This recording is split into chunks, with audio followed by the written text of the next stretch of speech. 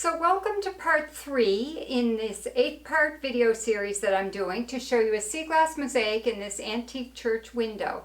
If you missed my previous videos, you can click on the card up above and it'll take you to my first 2 videos. And this is a continuation of those 2 videos where I'm going to show you this pane of glass right here.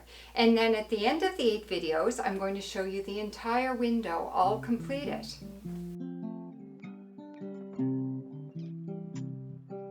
So this pane of glass is 11.5 inches tall and 9.5 inches wide. And the pattern that I've drawn here is fairly simple lines. I want a section of brown. The majority of it here through the center is going to be white. And then a strip of green and some more brown over here. And I will have these big circles I want to put in. So I've got a big brown circle here. I have a green circle here. And to add a bit of interest in the white, I have this blue piece. It's not really well finished, but it's really cool. It has all this interesting pattern on the glass. So I want to put that somewhere in there and maybe accent it within the white. And I have a little section over here in the corner that I want to have a tiny bit of brown in the corner and then some green around it. So I'm going to put some tiny little pieces here in the corner, and then I want to put a bit of green here just to have some interest there in the corner.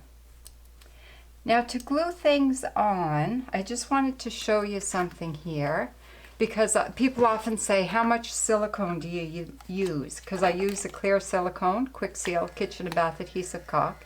And it depends on the size of your piece. So when I'm gluing on small pieces here in the corner, I'm only going to put a tiny bit on and then glue it down. You don't want too much. See, if I put too much on there, it'll seep out the sides. So then that's where I use my barbecue skewers to clean off the bit of excess. So small pieces, small bit of silicone.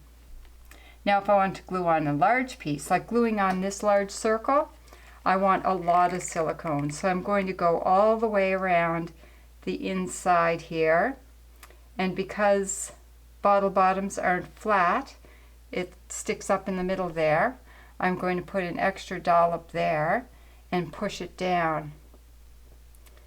Now all this, for something like that, you need quite a bit of silicone to make sure it's not going to slip out of place. Once that sets, it'll be fine, it won't slip. And then like this one here, you need a little bit more, obviously, than you would for a tiny piece. You don't want to use too much because you don't want it to show around the edges, but you need to use enough to hold it. So again, back to the small ones, tiny little bit. And then put them on. And then I'll often, sometimes with a tiny section like this, I'll put all the pieces down with the silicone and then I'll go around with my barbecue skewer and clean up any little messy bits that might have seeped out around the edge. Now the other thing that I want to do here, I want to add a little bit more interest in my sections. So in this brown section here, I picked out a couple of brown rocks, because rocks often blend really nice in brown sections.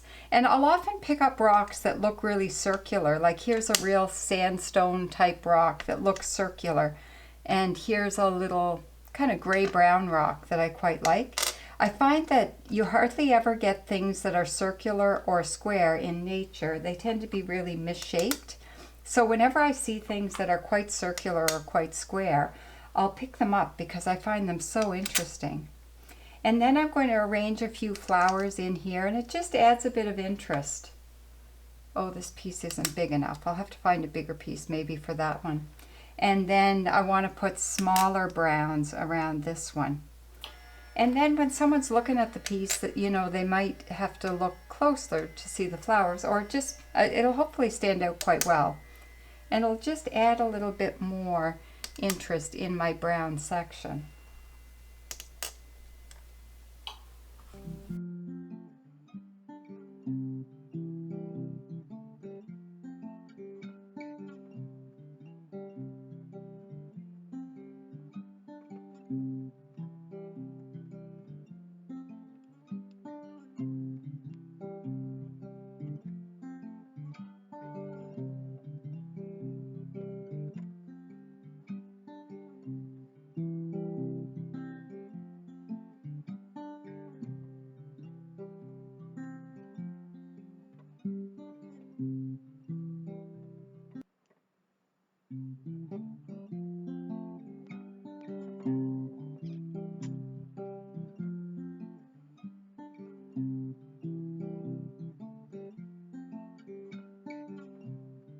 So this is one of 8 panes of glass, and the whole thing is going to all tie together in the end. But I still want each pane of glass to kind of stand on its own. So I'm trying to think of what I can do to make this pane of glass interesting.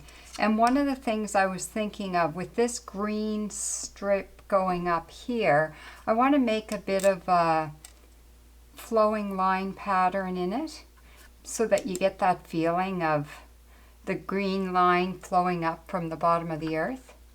So I was looking at my sea glass and I was picking out pieces that would help give this flowing line effect. The other thing that I found when I was looking through my collection for something interesting to add, I have this little jar of tiny amethyst pieces, and I thought I might use those in a way to accent this blue piece here. I might put some of these coming out of the top of it. So I'm just going to dump them onto the glass and see how that would work. They're really fussy to work with because they're so tiny, but I think they might look really cool in amongst all the white that's going to be in this section.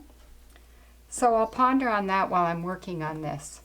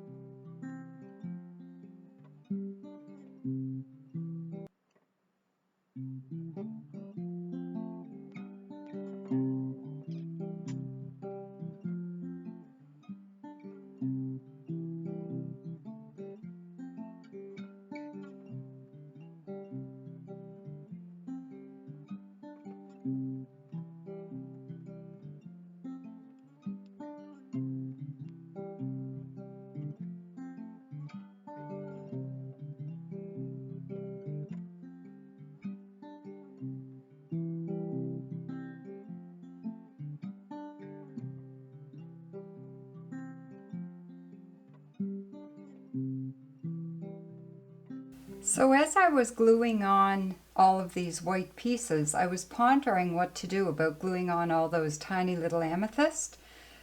So sometimes when I'm gluing on a really small piece, I will put the silicone on the glass first and then I'll attach the piece.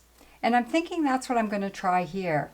So I don't want it totally filled in with the tiny bits of amethyst, so I'm going to just randomly glue a few white pieces of sea glass, and then I'm going to put the amethyst in around it. I just want a few white pieces like this. One of the barbecue skewers. If I just put the silicone on, now the silicone is white, but I know it's going to dry clear, so I think I'll be okay. If I go like this and just put a bit of it on, and then sprinkle on these tiny little bits. It's like little dabs of silicone. Because these things are so small, it's sort of like amethyst gravel. And they're different shades of purple as well. There's everything from really clear white to deep purple. And if you notice in this little flower that I created down here, I put a few pieces of amethyst on there as well to color it up a bit. I think this is going to work. We'll see. The beauty of using silicone is that if things don't work, it can come off fairly easily. So once this sets, I'm going to take a look at it and decide, do I like this or do I want to scrape it all off and try something different, because I can do that. I've done it before, and sometimes when I sit back and look at a design, I decide it didn't quite work out the way I had intended, so then I'll go and do something different. So I'm going to take some more amethyst from my little jar of it and just drop little pieces in there on top of that silicone. So now I'm going to fill in the rest of this with white sea glass, and then I'll let the silicone set until it dries clear, and I'll take a look at it and decide if it looks just the way I want it.